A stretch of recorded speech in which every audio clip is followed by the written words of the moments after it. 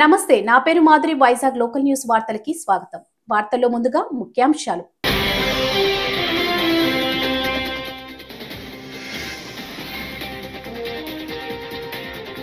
Telugu cinema ఇప్పుడు global cinema అవుతుంది. పవన్ కళ్యాణ్.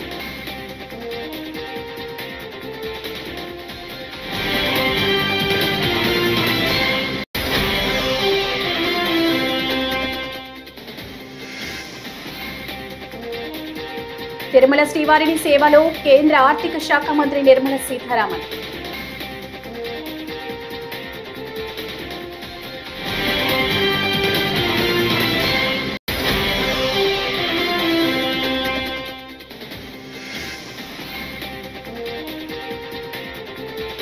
ఏపీకి పార్ట్ టైం వస్తున్న జగన్. హోంమంత్రి వంకలపూడి అనిత ఎద్దేవా.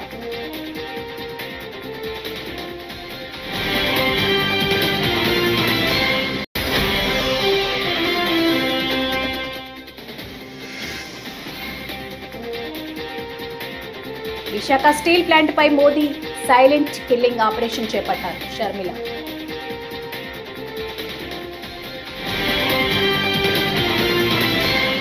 ఇక డీటెయిల్స్ చూస్తే తెలుగు సినిమా ఇప్పుడు గ్లోబల్ సినిమా అవుతుందని ఏపీ ఉప ముఖ్యమంత్రి సినీ నటుడు పవన్ కళ్యాణ్ అన్నారు.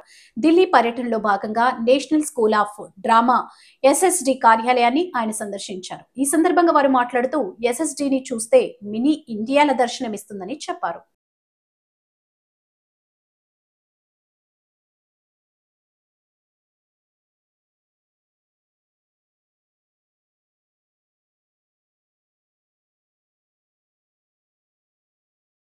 ఇది వాక్యం చదివితే కూడా కళారంగం కానీ నాటక రంగం కానీ ఇది కైండ్ ఆఫ్ ఒక సైకలాజికల్ థెరపీ కూడా వస్తుంది. అంటే ఆర్ట్ లేకపోతే సొసైటీ విచ్ఛిన్నం అవుతుంది. కళ అనేది చాలా చాలా అవసరం. సో అందుకని art is very essential for the good health of democracy. So అందుకని దీన్ని జస్ట్ నేను సినిమా పరంగా అలా కాకుండా any good art, any fine arts are very essential for the health of democracy. I think Indian government under the leadership of PM Modi ji is doing an amazing job, and letting the NSD National School of Drama as an autonomous body than before, and introducing Bharat Muni into this is the cultural ethos of our nation. Introducing Bharat Muni after post 2014, and that will bring a profound change in the existence of this. And running of this institution, you have to really fight it out. It is like IIT, and it's all capacity undali, and that is an amazing thing. And all different parts of the state. Each state has got only 2 or 3 seats. I think 2 seats or 1 seat, something like that. And entire India is being mini India, and people can interact with each other, different languages, different cultures, but they all think as one unit as Bharat. I think నాకు అది బాగా నచ్చుతుంది ఎన్ఎస్టీలో. నేను acting నేర్చుకున్నప్పుడు ఇక్కడ చదివిన ఇక్కడ చేసిన సత్యానంద్ గారు కొంతకాలం ఉన్నారు ఇక్కడ.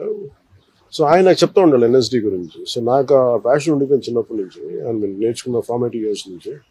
సో ఇప్పుడు ఢిల్లీ వచ్చినప్పుడల్లా బుక్ షాప్ కొడతానికి వస్తాను. కొంతమంది హిందీ రైటర్స్ పుస్తకాలు, నాటకాలు ఇవన్నీ చదవటం. It's great experience. అండ్ ఇంతకుముందు కూడా గతంలో కూడా ఉమ్మడి రాష్ట్ర ప్రభుత్వంలో వచ్చినట్టుంది.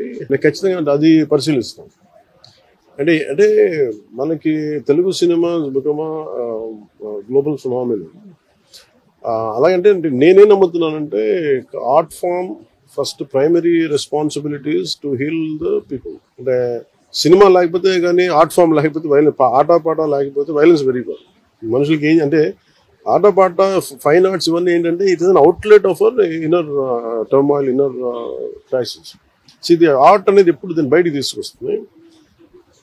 మేము ప్రత్యేకించి గ్లోబల్ ఫినామినన్ అయిపోయింది తెలుగు సినిమా. దానికి తగ్గట్టుగా టాలెంట్ కూడా పెరగాలి, కేబిలిటీస్ పెరగాలంటే. ఇప్పుడు చూడండి ఎన్ఎస్టీ ఎక్కడెక్కడో మారుమూలల నుంచి they are able to pick. అలాగే మనకి ఆంధ్రప్రదేశ్ నలుమూలల నుంచి, ఇంక్లూడింగ్ ఐ ఫీల్ తెలంగాణ, డబ్బు అంటే 70% ఆఫ్ ది స్టూడెంట్స్ అందరూ కూడా ఒక గ్రేట్ బ్యాక్గ్రౌండ్స్, ఆర్థికమైన ఉన్నత స్థితిగతి నుంచి వచ్చిన వారు కాదు ఇప్పుడంతా. అలాగే మనకు కూడా తీసుకురమ్మని చెప్తున్నాను కోర్స్ ఒకటి. దానికి కావాల్సిన ల్యాండ్ కూడా నేను ముఖ్యమంత్రి గారితో కూడా మాట్లాడతానని చెప్పాను. I said I'm going to invite them officially. Andhra Pradesh ప్రభుత్వం తరఫున ఇన్వైట్ చేసి ఒక ఎన్ఎస్డి క్యాంపస్ ఉంటే బాగుంటుంది. అలాగే నెంబర్ ఆఫ్ అంటే టాలెంట్ ని గ్రూమ్ చేయడం చాలా అవసరం దొరుకుతుంది అనేది this what we should explore. Visakha ఉక్కు కర్మాగారాన్ని ప్రైవేటీకరించేందుకు ప్రధానమంత్రి Narendra Modi operation silent killing చేపట్టారంటూ ఏపీ కాంగ్రెస్ అధ్యక్షురాలు వైఎస్ షర్మిల సంచలన ఆరోపణలు చేశారు. లక్షల కోట్ల విలువైన స్టీల్ ప్లాంట్ భూములను కైవసం చేసుకునేందుకు ఈ కుట్ర జరుగుతుందని ఆమె తీవ్ర స్థాయిలో విమర్శించారు. విశాఖ స్టీల్ ప్లాంట్ పరిరక్షణపై ఎంబీ భవన్ లో నిర్వహించిన అఖిలపక్ష సమావేశంలో ఆమె వ్యాఖ్యలు చేశారు. చంద్రబాబు గారు చెప్తే నా కొడుకుని రాజకీయాలలోకి తీసుకొస్తాను అని మీరు చెప్తున్నారే, మరి ఎవరి చెప్తే జగన్మోహన్ రెడ్డి గారు ఉపరాష్ట్రపతి ఎన్నికల్లో ఒక ఆర్ఎస్ఎస్ అభ్యర్థికి మద్దతు ఇచ్చారో వైసీపీ సమాధానం చెప్పాలి. నిస్సిగ్గుగా ఈరోజు మిగతా వాళ్ళ గురించి మాట్లాడుతున్నారు. నిస్సిగ్గుగా జగన్మోహన్ రెడ్డి గారు స్వయంగా ఒక ఆర్ఎస్ఎస్ అభ్యర్థికి మద్దతు ఇచ్చారు అంటే ఇది ఎంత అవమానకరం. అసలు రాజశేఖర్ రెడ్డి గారు బీజేపీని వ్యతిరేకించిందే బీజేపీ ఆర్ఎస్ఎస్ సిద్ధాంతాన్ని ఫాలో అవుతుంది కాబట్టి, అలాంటి ఆర్ఎస్ఎస్ అభ్యర్థికి జగన్మోహన్ రెడ్డి గారు వైసీపీ మద్దతు ఇచ్చారు అంటే ఈరోజు రాజశేఖర్ రెడ్డి గారు గనుక బ్రతికే ఉండుంటే జగన్మోహన్ రెడ్డి గారిని చూసి అవమానంతో సిగ్గుతో తల దించుకునేవాడు రాజశేఖర్ రెడ్డి గారు. అసలు జగన్మోహన్ రెడ్డి గారు సమాధానం చెప్పాలి. సుదర్శన్ రెడ్డి గారికి మీరు ఎందుకు మద్దతు ఇవ్వలేదు? సుదర్శన్ రెడ్డి గారు ఒక తెలుగువాడు. సుదర్శన్ రెడ్డి గారు సుప్రీం కోర్టులో జడ్జిగా పనిచేసిన వాడు.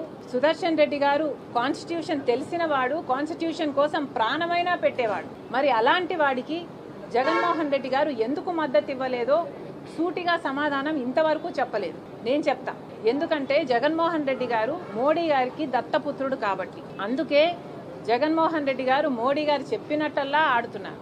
రాజశేఖర్ రెడ్డి గారి మరణం వెనక రిలయన్స్ వాళ్ళ హస్తం ఉంది అని చెప్పిన జగన్మోహన్ రెడ్డి గారు అదే రిలయన్స్ వాళ్లకు రాజ్యసభ సీటు ఇచ్చాడు అంటే మోడీ కోసమే ఇచ్చాడు.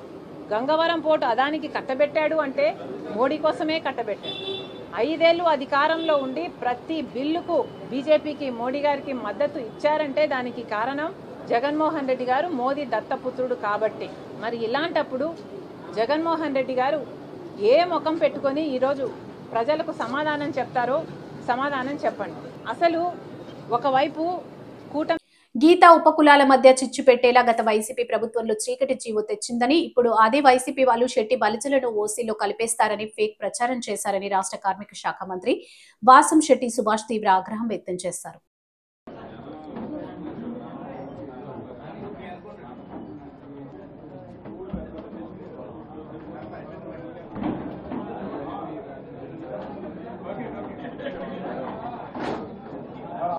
ఎన్డీఏ కూటమి ఏర్పడిన తర్వాత ఈ మధ్యకాలంలో మళ్ళీ అదే వైసీపీ నేతలు కొంతమంది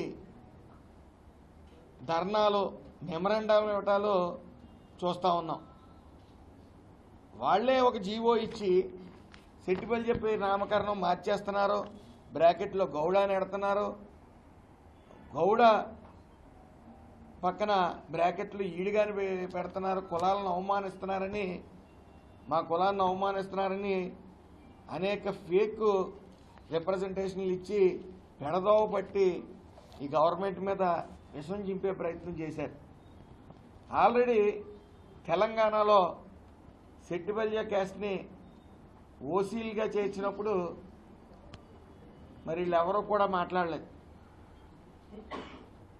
అయితే ఈ రోజున వచ్చి మళ్ళీ ఇక్కడ కూడా సెట్టిబల్యలు ఓసీల్లో కలుపుతారని చెప్పి మరి మొన్న కోనసీమ అంబేద్కర్ జిల్లా అధ్యక్షులు జగ్గిరెడ్డి గారు మరి ఆయన ప్రెస్ ముందుకు వచ్చి సెట్టిబల్యల్ని ఓసీల్లో కలుపుతుంటే మీరేం చేస్తున్నారు మంత్రి గారిని అని ప్రశ్నించడం జరిగింది. ఇలాంటి ఫేక్ న్యూస్లు అన్నీ కూడా ప్రచారం చేస్తూ వాళ్లే జీవో ఇవ్వటం, వాళ్లే దాన్ని ముసుగులో పెట్టడం, వాళ్లే ఉద్యమాలు చేయటం, ఇవన్నీ మరి ఈ రోజు నిన్న మరి జీవో ఒకటి రిలీజ్ చేయడం జరిగింది. దాని ముఖ్యంగా నారా చంద్రబాబు నాయుడు గారికి, లోకేష్ గారికి, పవన్ కళ్యాణ్ గారికి నా హృదయపూర్వక నమస్కారాలు తెలియజేస్తా ఉన్నాను. ఎందుకంటే ఏ క్యాస్ట్ అయితే పిలువబడతా ఉందో సెపరేట్ కార్పొరేషన్లో ఏ పేరు మీద ఇచ్చారో అదే క్యాస్ట్ సర్టిఫికెట్ ఇవ్వమని చెప్పేసి జీవో రిలీజ్ చేయడం జరిగింది. అయితే నేను చెప్పేది ఒకటే, ఈ ఫేక్ వైసీపీ చేస్తున్న ఫేక్ ప్రచారాలని ఎవరు నమ్మవద్దు. వీళ్ళే జీవోలు సృష్టించడం 23న వాళ్ళు దాన్ని వెలుగులోకి రాకుండా చీకట్లో ఉంచడం, మళ్ళీ ఎన్డీఏ కూటమి ఏర్పడిన తర్వాత ఇలా మార్చడం ఏంటని వాళ్లే ధర్నాలు చేయటం హాస్యాస్పదంగా ఉంది. తిరుమల శ్రీవారిని కేంద్ర ఆర్థిక శాఖ మంత్రి నిర్మల సీతారామన్ దర్శించుకున్నారు. శుక్రవారం వేకువజామున శ్రీవారి అభిషేక సేవలో పాల్గొన్న ఆమె మరోసారి వీఐపీ ప్రారంభ విరామ దర్శన సమయంలో స్వామివారి సేవలో పాల్గొన్నారు. టీటీడీ అదనపు ఈవో వెంకయ్య చౌదరి నిర్మలమ్మకు స్వాగతం పలికి దర్శన ఏర్పాట్లు చేశారు. అనంతరం ఆలయంలోకి వెళ్లిన ఆమె కుటుంబ సభ్యులతో కలిసి స్వామివారిని దర్శించుకున్నారు.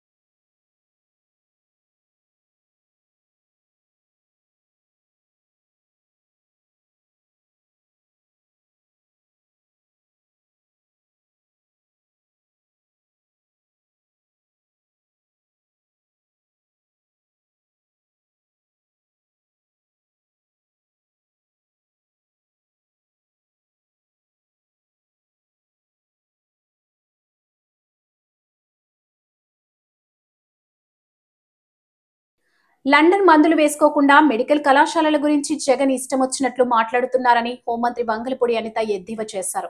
బెంగళూరులో ఫుల్ టైం ఉంటూ ఏపీకి పార్ట్ టైం వస్తున్న జగన్ ప్రభుత్వంపై బురద జల్లుతున్నారని విమర్శించారు.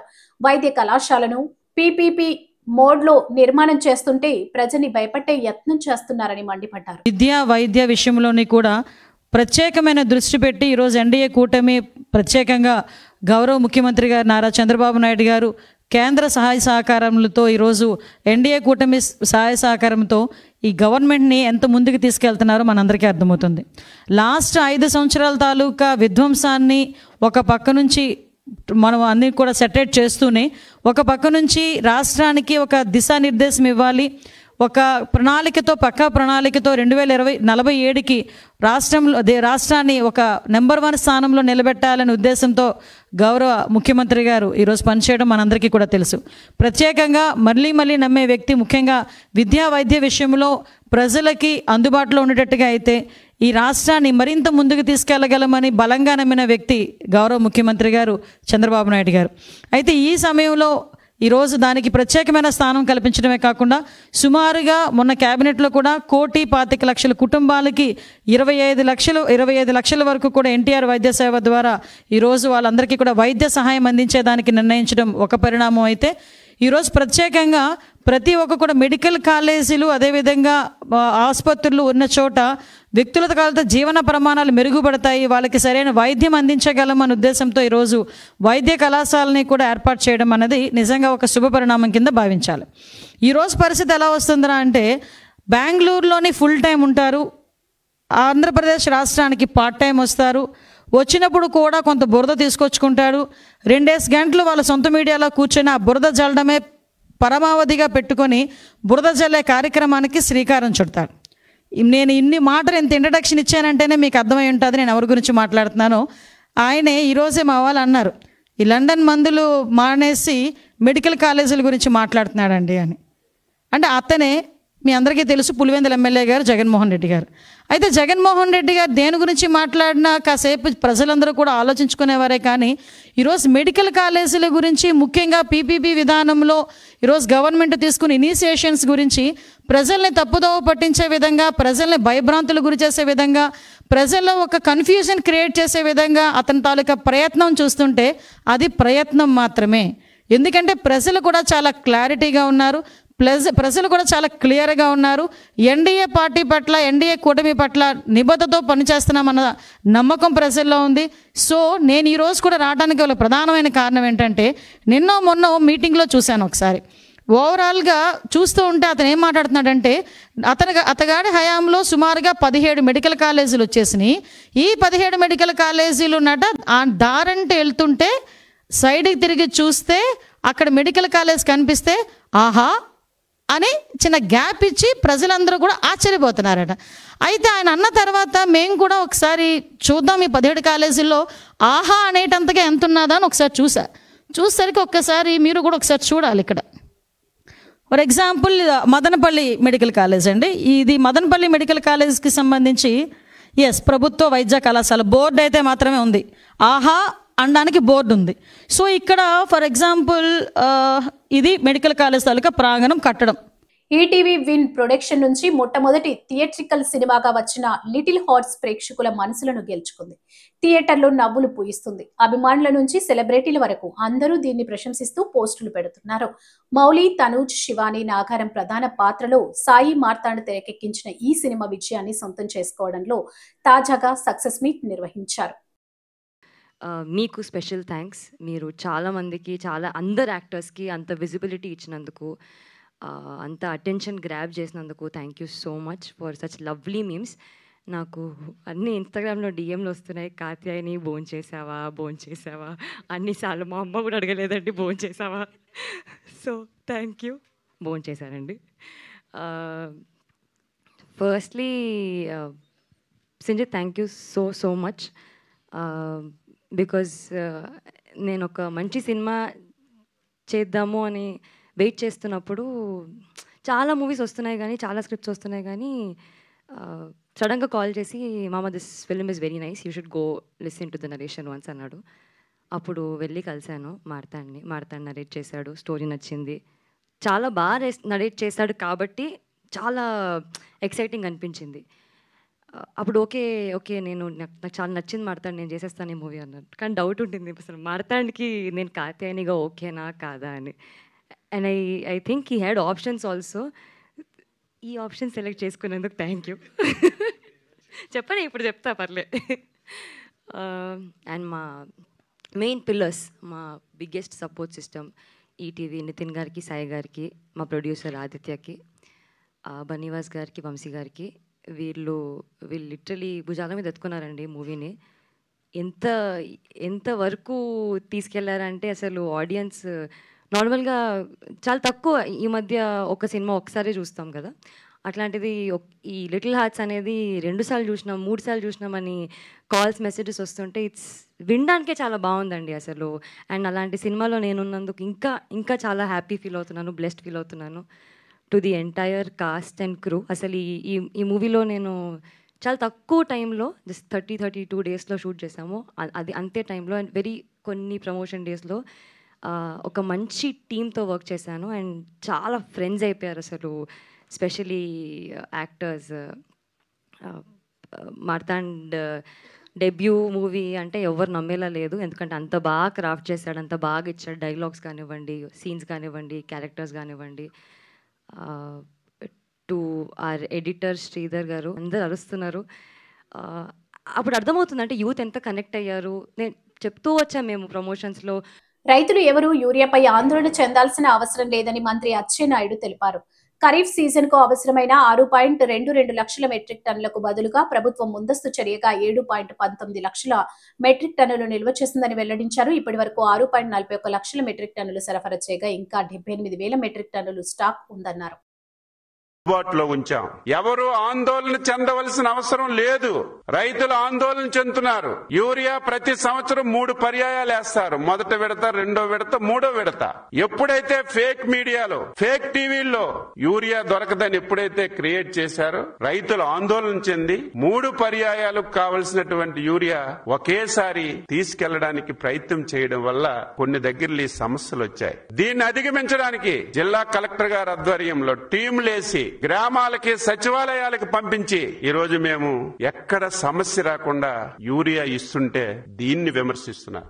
నిస్సిగ్గుగా పచ్చకామర్ల వాళ్ళకి పచ్చగా కనిపిస్తారు. నీ పుట్టుకే అవినీతి, నీ పార్టీ అవినీతి. అధికారం లేనప్పుడు లక్షల కోట్లు, అధికారం వచ్చిన తర్వాత అధికారాన్ని ఉపయోగించుకొని రాష్ట్రాన్ని మొత్తం లూటీ చేసి ఈ రోజు నీ అవినీతి అంతా బయటపడుతుంటే నిస్సిగ్గుగా యూరియా మీద 250 కోట్లు అవినీతి జరిగిందని నిస్సిగ్గుగా మాట్లాడుతుంటే నీకు ఆ పిచ్చుందని అందరికి ఉందనుకుంటావా? రైతుకి ఇచ్చిన దాని మీద ఎవరైనా సరే తప్పు చేస్తారా, అవినీతి చేస్తారా అని చెప్పి సందర్భంగా తెలియజేస్తున్నా. ఎందుకు అవినీతి జరుగుతుంది? నువ్వు ఉండేటప్పుడు యూరియా 50% మార్కెట్ ద్వారా ఇచ్చేవాళ్ళు, 50% ప్రైవేట్ యాజమాన్యం ద్వారా ఇచ్చేవాళ్ళు. మేము వచ్చిన తర్వాత చంద్రబాబు నాయుడు గారి ఆధ్వర్యంలో ఎట్టి పరిస్థితుల్లో ప్రభుత్వం ద్వారా ఇవ్వాలి అని చెప్పి 70% మార్కెట్ ద్వారా అమ్ముతున్నాం, 30% ప్రైవేట్ డీలర్లకు ఇస్తుంటే అవినీతి జరిగింది. 300 బస్తా 500 ఇస్తున్నా నిస్సిగ్గుగా మాట్లాడుతున్నాం. ఎక్కడ కూడా రైతు సేవా కేంద్రంలో ఒక్క పైసా అదనంగా లేకుండా ఇస్తుంటే నిస్సిగ్గుగా నువ్వు యూరియాలో అవినీతి జరిగిపోయిందని మాట్లాడుతుంటే ఏమనాలో అర్థం కానటువంటి పరిస్థితి. పవన్ కళ్యాణ్ పై కామెంట్ చేశాడని ఓ ఆర్ఎంపీ వైద్యుడిపై జన సైనికులు దాడి చేయడం దారుణమని మాజీ మంత్రి పేర్ని నాని అన్నారు. జనసేన ముసుగులో రౌడీజం చేస్తారా అని మండిపడ్డారు. పోలీసులు వాళ్ళను గనక అదుపు చేయకపోతే భవిష్యత్తులో మరింత ప్రమాదకరంగా మారతారని ఆందోళన వ్యక్తం చేశారు. వైఎస్ఆర్ కాంగ్రెస్ పార్టీ మీద హిందూ మతం ముసుగులో విషం చిమ్మేటువంటి కార్యక్రమాన్ని భుజానికి ఎత్తుకున్నారు. పివిఎన్ మాధవ్, ప్రస్తుతపు భారతీయ జనతా పార్టీ అధ్యక్షుడు, ఆయన 3:51 మధ్యాహ్నం 3:51 ఆయన ఒక ట్వీట్ చేస్తాడు. మర్చిపోదామా మన రఘురాముడి తలను ధ్వంసం చేసిన మతోన్మాదులను.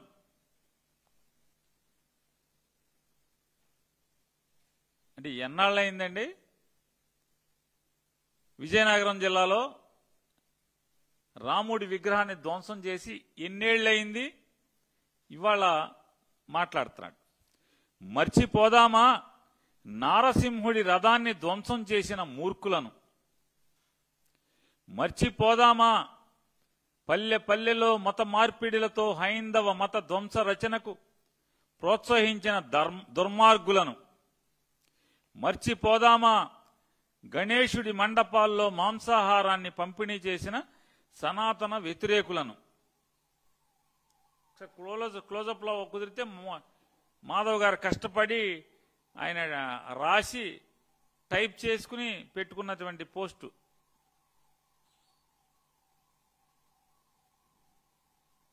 ఆయన రాశాడు 4:55 అంటే ఇంకా గంట లోపు అనమాట.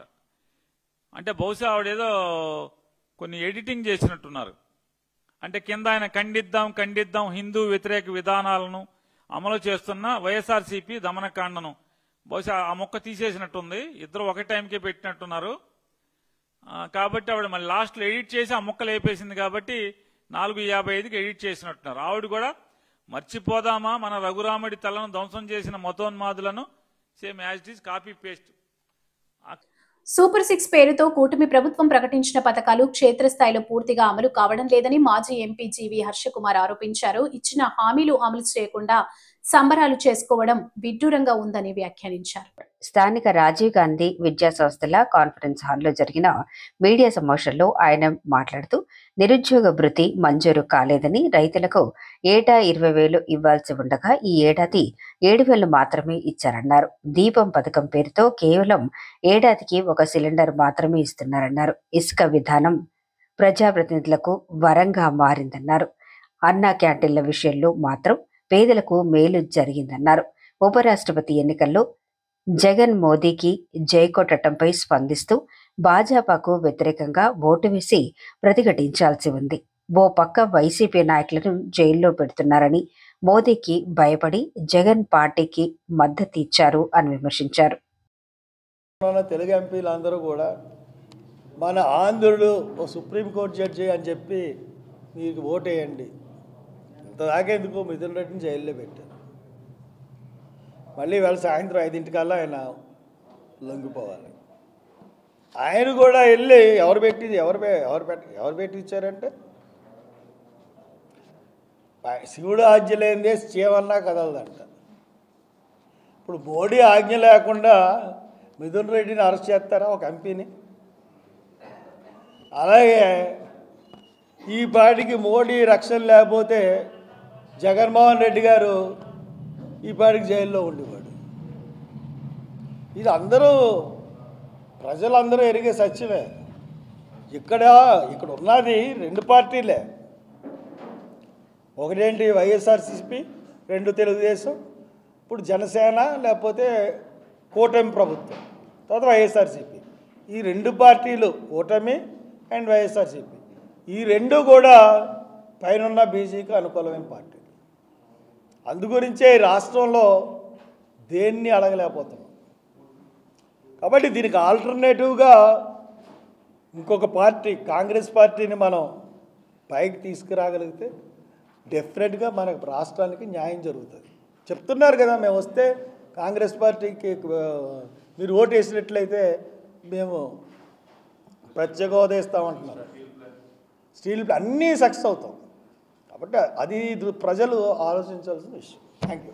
బులెటిన్ ముగించే ముందు హెడ్లైన్స్ మరోసారి.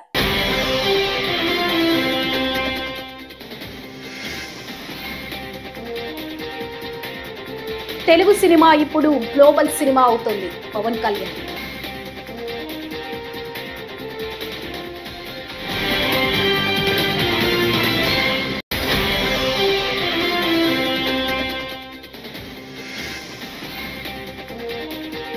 తిరుమల శ్రీవారిని సేవలో కేంద్ర ఆర్థిక శాఖ మంత్రి నిర్మలా సీతారామన్.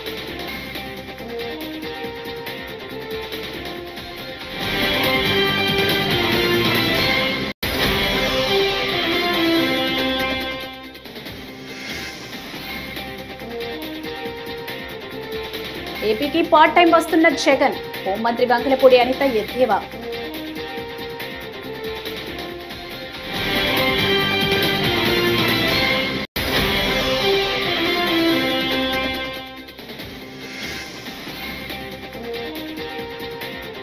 విశాఖ స్టీల్ ప్లాంట్ పై మోదీ సైలెంట్ కిల్లింగ్ ఆపరేషన్ చేపట్టారు, షర్మిల.